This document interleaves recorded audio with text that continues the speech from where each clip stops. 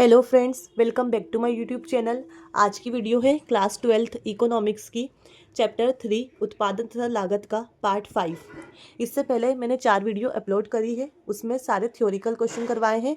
आज मैं आपको इस चैप्टर के न्यूमेरिकल क्वेश्चन करवाऊंगी, क्योंकि बोर्ड एग्जाम में पिछले 3 सालों से बोर्ड वाले क्वेश्चन थ्योरी देते हैं, लेकिन कुछ थोड़े क्वेश्चन जो है न्यूमेरिकल दे रहे हैं, और साथ में एक ये हो गया है कि न्यूमेरिकल के और में भी न्यूमेरिकल आ रहे हैं और बच्चे उन्हें छोड़कर आते हैं, जिसकी वजह से नंबर कटते हैं। तो आज मैं आपको वो सारे इंपॉर्टेंट क्वेश्चन इस वीडियो में करवाने वाली हूँ जो बोर्ड एग्जाम में पूछे गए हैं, और आप बहुत ही आसानी से उन क्वेश्चन को कर सकते हैं। लेकिन हम सिर्फ देखकर घबराते हैं कि न्यूमेरिकल है, लेकिन वो बहुत ज़्यादा ही आसान है। मैं आपको गारंटी देती हूँ कि इस वीडियो को पूरा देखने के बाद आप बहुत ही आसानी से सारे न्यूमेरिकल सॉल्व कर सकते हैं। तो वीडियो को पूरा ज़रूर देखिएगा। सबसे पहले हम क्वेश्चन पढ़ते हैं। निम्नलिखित तालिका श्रम का कुल उत्पादन अनुसूची देती है। यानी एक तालिका आपको दी जाएगी जिसमें 2 कॉलम है। आपको निकालना क्या है? श्रम का औसत उत्पाद तथा सीमांत उत्पाद अनुसूची निकालिए। मतलब आपको औसत उत्पाद और सीमांत उत्पाद निकालना है। ये आपको पहले से बनी हुई रहेगी। हम सॉल्यूशन निकालते हैं। सॉल्यूशन में आपको 4 कॉलम बनाना है, 2 तो आपके क्वेश्चन के और 2 जो आपसे पूछे हैं। एक पूछा है औसत उत्पाद और एक पूछा है सीमांत उत्पाद। वो कॉलम हम यहाँ पर बना लेंगे। ठीक है, अब हम इसे सॉल्व करते हैं। सॉल्व हम कैसे करेंगे, ये बहुत ज़्यादा आसान है। देखिएगा, सबसे पहले हम निकालेंगे सीमांत उत्पाद। आपको नीचे वाले नंबर में से ऊपर वाले नंबर को माइनस करते जाना है। हर एक नीचे वाले नंबर को ऊपर वाले नंबर से आप लोग करते जाएंगे माइनस। सबसे पहले 0 है तो ऊपर भी क्या आ जाएगा? 0। दोनों ही कॉलम में आपके क्या आंसर आ जाएंगे? 0, क्योंकि सबसे पहला कॉलम ऑलवेज होता है सेम। तो हमने 0 0 0 सब जगह लिख दिया। ठीक है, अब माइनस करना शुरू करते हैं। तो 15 में से आप 0 माइनस करोगे तो आपके पास आंसर कितना आएगा? 15।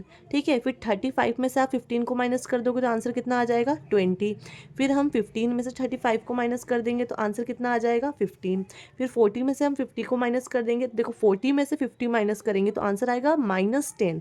ठीक है, फिर 48 में से आप 40 को माइनस कर दोगे तो आंसर कितना आ जाएगा? 10। किसने निकाल लिया? सीमांत उत्पाद। देखिए कितनी आसानी से निकल गया।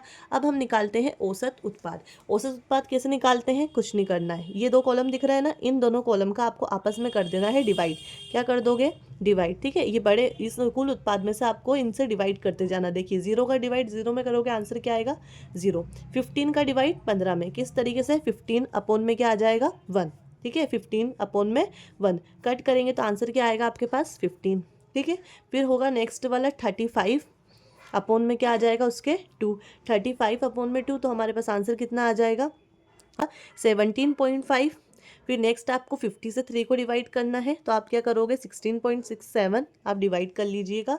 फिर 40 में से 4, देखिए 40 ऊपर 4 नीचे कट करेंगे तो आपके पास आंसर कितना आ जाएगा? 10। तो यहाँ पर आ जाएगा आपका 10। फिर आपको 48 से डिवाइड करना है, 5 कट कर देंगे तो आपके पास आंसर आ जाएगा 9.6। तो इस तरीके से हमने निकाल लिया कुल उत्पाद, औसत उत्पाद और सीमांत उत्पाद। एक बार फिर से देख लीजिएगा किस तरीके से सीमांत उत्पाद निकलेगा। सीमांत उत्पाद आपको नीचे से ऊपर की तरफ नंबर को माइनस करते हुए जाना है, सीमांत उत्पाद। उसके बाद कुल उत्पाद में से ये जो नंबर दिख रहे हैं इससे डिवाइड कर दीजिए, तो आपके पास क्या आ जाएगा? औसत उत्पाद। और ये आपके पूरा कंप्लीट। और ये क्वेश्चन बोर्ड एग्जाम में 4 नंबर का आया था। कितना आसान क्वेश्चन है, और इसे आप छोड़कर आते हैं। तो अब से आप इसकी एक बार आप प्रैक्टिस ज़रूर करिएगा। प्रैक्टिस करने से क्वेश्चन बहुत जल्दी समझ में आते हैं और आप बोर्ड एग्जाम में बहुत आसानी से कर सकते हैं।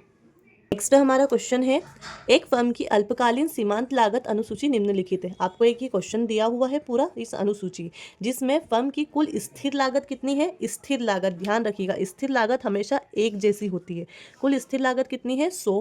फिर फर्म की कुल परिवर्ती, हमें निकालना क्या है? अब जो हमें निकालना है हम उसे हाईलाइट कर लेते हैं। ये हमें दिया है, ठीक है। निकालना क्या है? कुल परिवर्ती लागत, कुल लागत, औसत परिवर्ती लागत, अल्पकालीन औसत लागत अनुसूची, ये सब हमें निकालना है। तो हम इन सभी चीज़ों को कॉलम में लिख देंगे। ध्यान रखिएगा, हमें क्वेश्चन में क्या दिया है? कुल स्थिर लागत कितनी है? 100। और स्थिर लागत जितने भी नंबर हो, अगर स्थिर लागत यहाँ 100 दी है तो हर एक कॉलम के पास में कितना आ जाएगा? 100। क्यों? क्योंकि स्थिर लागत हमेशा कैसी होती है? सेम। तो इस तरीके से हमारे 3 कॉलम तो क्वेश्चन में से ही क्रिएट हो रहा है। बाकी के हमें जो ये नाम यहाँ पर दिए हैं, हम इतने नाम वाली एक टेबल को क्रिएट कर लेंगे।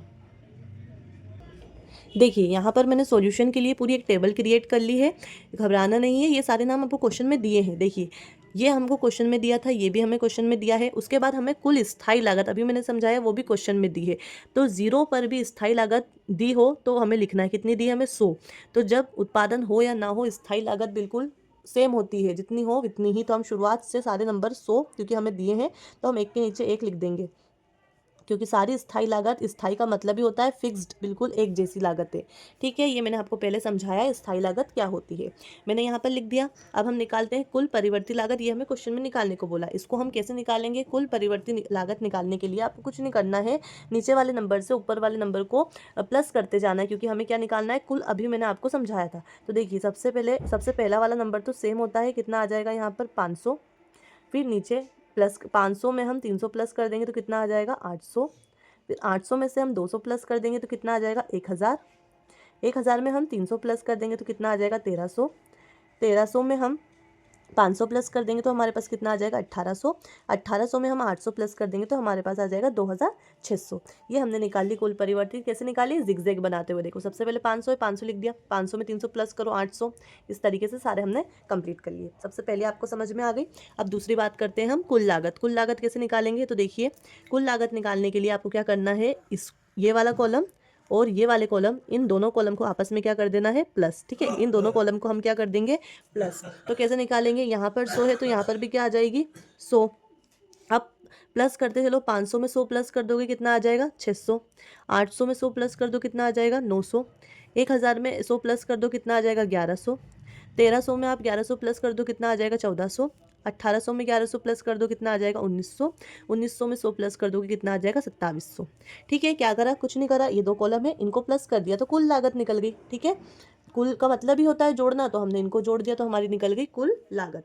तो इस तरीके से हमने सारी की सारी कुल लागत निकाल ली। नेक्स्ट है हमारा औसत परिवर्ती लागत।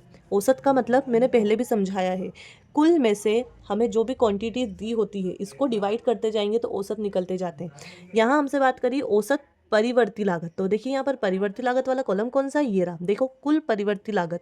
कुल परिवर्ती लागत में से हम जो ये हमें जितनी भी ये श्रम दी है इसे हम क्या करते जाएंगे? डिवाइड, भाग देते जाएंगे तो आपकी औसत परिवर्ती लागत निकल। इसका मैंने फॉर्मूला यहाँ लिखा है, औसत परिवर्ती लागत बराबर होता है किसके? कुल परिवर्ती लागत को आप किससे डिवाइड कर दोगे? ये जो क्वांटिटीज़ आपको दी होती है इससे। देखिए, सबसे पहले हम डिवाइड करते जाते हैं, ध्यान से देखिएगा, इसमें से इसको डिवाइड करना है। 0 का तो यहाँ पर भी क्या आ जाएगा? 0। ठीक है, फिर 500 को आप 1 से डिवाइड करोगे, कैसे? देखिए, 500 अपोन में क्या आ जाएगा? 1 कट करेंगे तो आपके पास आंसर कितना आ जाएगा? 500। यहाँ पर आपने क्या निकाल दिया? 500। ठीक है, फिर नेक्स्ट क्या है? फिर हम नेक्स्ट देखते हैं 800 में से आपको 2 को डिवाइड करना है। 800 से आप 2 को डिवाइड कर देंगे तो आपके पास आंसर कितना आ जाएगा? 400। तो हम यहाँ पर लिख देंगे 400। ठीक है, क्या कर रहे हैं? ध्यान से देखिएगा, इस कॉलम में से जो 800 है उसको 2 से डिवाइड कर रहे हैं। अब 1000 को हम किससे डिवाइड कर देंगे? 3 से। इस तरीके से मैंने सारी टेबल कंप्लीट कर दी है। ध्यान से देखिएगा, कुछ नहीं करा है, कुल परिवर्ती लागत में से क्वांटिटी को डिवाइड करते गए हैं। 800 में से 800 को 2 से डिवाइड करा, 1000 को 3 से, 1300 को 4 से, 1800 को 5 से और 2600 को 6 से।